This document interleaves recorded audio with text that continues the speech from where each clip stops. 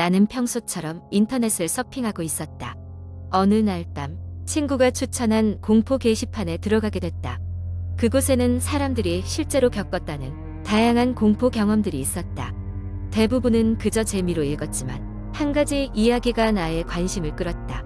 어떤 사용자가 자신의 경험을 적은 글이었다. 그는 새롭게 이사간 아파트에서 이상한 소리를 듣기 시작했다고 했다. 처음에는 위층에서 누군가 걷는 소리처럼 들렸고 그다지 신경 쓰지 않았지만 점점 소리는 가까워졌다. 그러던 어느 날 밤 그는 확실히 알게 되었다. 그 소리는 바로 자신의 집 안에서 들려오는 것이었다. 그가 그 소리를 처음 들은 것은 소파에 앉아 탁자에 커피를 두려던 순간이었다. 툭툭툭 하는 소리가 방 안을 가득 메웠고 그는 곧바로 온몸에 소름이 돋았다. 소리의 근원을 찾아 방들을 돌아다녔지만 아무것도 발견할 수 없었다. 그러던 중 화장실 문을 열었을 때 싸늘하고 차가운 공기가 그를 맞이했다. 불도 켜지 않은 어두운 화장실 안에서 그 소리는 더욱 강하게 울렸다. 커튼 뒤에 뭔가 있는 걸까 두려웠지만 호기심에 이끌려 손을 내밀었다. 천천히 그리고 조심스럽게 커튼을 걷었을 때 그는 혼자 사는 자신의 화장실에서 누군가 씻었던 흔적을 발견했다. 물기는 여전히 선명했고 거울에는 도와줘 라는 메시지가 흐릿하게 적혀 있었다. 순간 그는 뒷목에 오싹한 기운이 감돌며 서늘한 기운이 온몸을 휩싸는 걸 느꼈다. 그날 이후 그는 매일 밤 같은 소리를 들었고 화장실에는 매번 다른 메시지가 적혀 있었다. 각각의 메시지가 더욱 심각하게 변해갔고 나를 잃어버리지 마 라는 메시지를 보고는 그는 더욱 불안해졌다. 결국 그는 아파트를 떠나기로 결심했고 이사 가기로 한 날 마지막으로 빈 화장실을 들여다보았다. 그곳에는 더 이상 도와줘 라는 메시지가 아닌 고마워 라는 메시지가 적혀 있었다. 그는 그 후로도 누구에게도 그 사연을 말하지 않았지만 인터넷에 자신의 이야기를 적어두며 다른 사람들에게 경고의 메시지를 남겼다. 언젠가 또 다른 누가 그 아파트에 들어가게 될지 모른다며.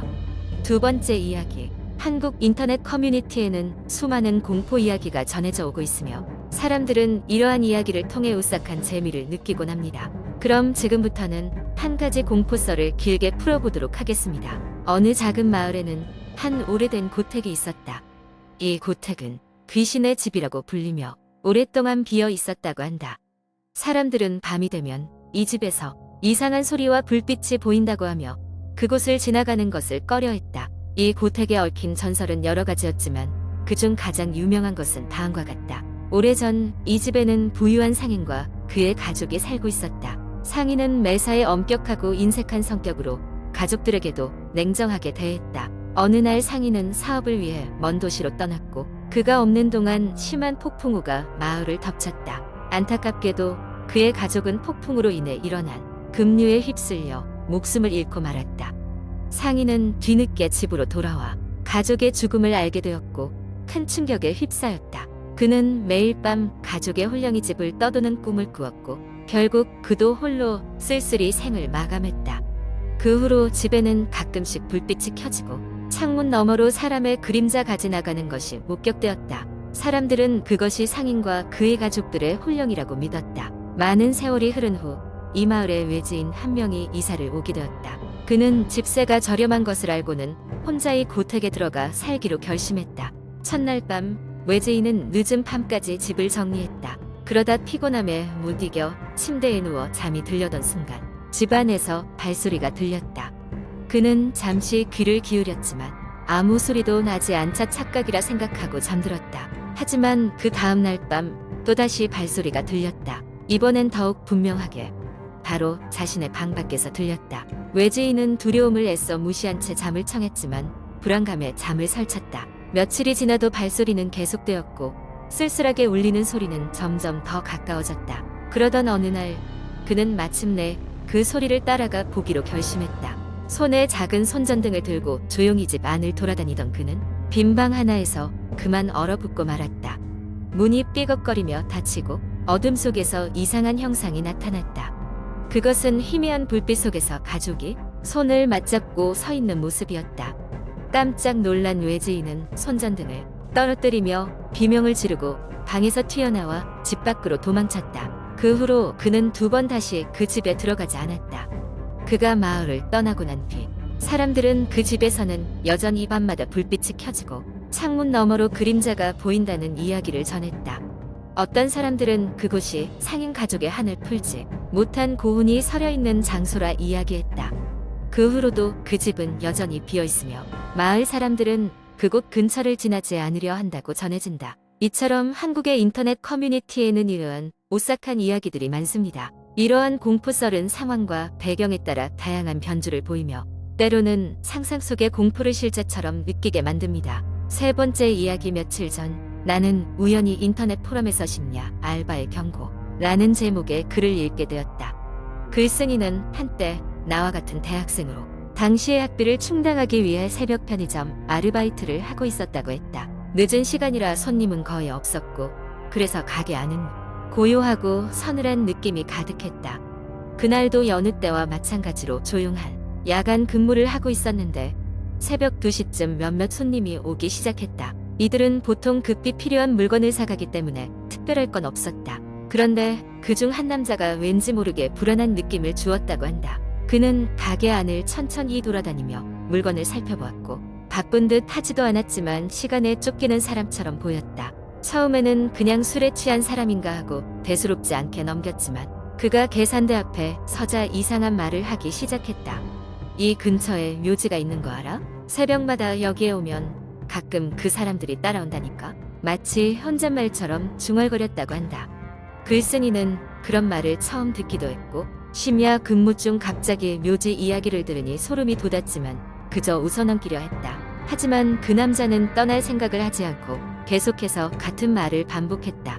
마침내 글쓴이는 남자의 계산을 마치고 나가달라고 부탁했다. 남자는 조용히 가게를 나섰지만 이상한 미소를 지으며 뒤를 돌아보더니 다시 입을 열었다. 이제 너도 알게 될 거야. 그들이 곧 올 거니까. 남자가 떠난 후 글쓴이는 순간 찝찝한 기분에 휩싸였다. 그러던 중 편의점 TV에 달린 CCTV 화면을 보고 또 한 번 놀랐다. 아까 그 남자가 계산을 마치고 나가던 장면이 재생되고 있었는데 그 남자 뒤로 누군가가 함께 나가는 것처럼 보였기 때문이다. 이상하게도 실물로는 보지 못했던 그림자가 그의 뒤를 천천히 따랐다. 오싹해진 글쓴이는 즉시 CCTV를 다시 돌려보려고 했지만 화면에는 아무것도 나오지 않다고 생각하며 대수롭지 않게 여기려 했으나 그날 이후로 자꾸 누군가 자신을 지켜보는 듯한 느낌을 받게 되었다고 한다. 특히 새벽 시간대가 되면 그 기분은 더욱 강해졌고 편의점 창문을 통해 무언가를 보리라 고개를 돌리면 아까의 그 남자가 서 있는 듯한 착각이 들었다. 몇 주 후 글쓴이는 결국 일을 그만두기로 결정했다. 더 이상 그런 이상한 느낌을 견딜 수 없었기 때문이다. 가게를 나서는 마지막 날 그는 전에 동료였던 친구에게 이 이야기를 전했다. 친구는 잠시 생각하더니 진지한 표정으로 말했다. 나도 같은 걸 느꼈어. 특히 새벽에 혼자 있을 때면 말이야. 이후 그 편의점은 얼마 지나지 않아 폐점하게 되었다. 정확한 이유는 알려주지 않았지만 근처 주민들은 종종 이상한 소리와 그림자가 목격됐다고 입을 모았다. 지금도 그 편의점 건물은 비어있으며 새벽이 되면 지나가는 사람들이 왠지 모르게 발길을 재촉하는 장소로 남아있다고 한다. 이 글은 내가 실제로 경험한 건 아니지만 그 이야기를 읽는 동안 마치 나 자신이 그 편의점에 있는 듯한 착각을 불러일으켰다. 그리고 지금도 가끔 늦은 밤에 비슷한 공기를 느낄 때면 한기를 느끼곤 한다. 물론 그것이 단순한 상상에 불과하겠지만 말이다. 4번째 이야기. 강원도의 깊은 산속에는 작은 마을 하나가 있었습니다. 이 마을은 외부와의 왕래가 거의 없는 외딴 곳이었고 몇 세대에 걸쳐 동일한 가족들이 살고 있었습니다. 오래된 전설에 따르면 이 마을에는 밤의 그림자라는 정체불명의 존재가 나타난다고 했습니다. 마을 사람들은 밤늦게 혼자 돌아다니지 않으며 해가 지면 모두 집으로 돌아가는 것이 불문율이었습니다. 이 이야기는 서울에서 온 대학생 수연이 마을을 방문하면서 시작됩니다. 수연은 민속학을 전공하는 대학생으로 강원도의 외딴 마을에서 전해져 내려오는 구술 문화와 미신을 조사하기 위해 방학을 맞이하여 이곳에 오게 되었습니다. 마을에 도착한 첫날, 그는 주민들에게 밤의 그림자에 대한 이야기를 물어보았습니다. 하지만 마을 사람들은 이 주제를 기피하며 수연에게 깊은 경고의 눈빛을 보낼 뿐이었습니다. 호기심 많은 수연은 그 경고에도 불구하고 밤의 그림자에 대한 진실을 알아내기 위해 마을 이곳저곳을 돌아다녔습니다. 그러던 중 마을 외곽의 낡은 도서관에서 난처한 표정의 할아버지를 만났습니다. 할아버지는 수연에게 다가와 말했습니다. 젊은이, 밤에는 절대 외출하지 말아요. 여기에는 알지 못할 무엇이 존재하오. 수연은 두려움 반 호기심 반으로 할아버지를 따라 도서관 안으로 들어갔고, 할아버지는 마을의 오래된 기록이 담긴 책을 보여주었습니다. 그 책은 이 마을에서 전해 내려오는 신화와 전설에 대한 것이었습니다. 그 중에서는 밤의 그림자에 얽힌 이야기도 있었는데, 그것은 수백 년 전 이 마을에 있던 한 세력이 아직도 이 땅에서 떠나지 못하고 있는 영혼이라는 내용이었습니다. 그 영혼은 낮에는 모습을 감추고 있다가 밤이 되면 어둠과 하나 되어 마을을 떠돈다고 했습니다.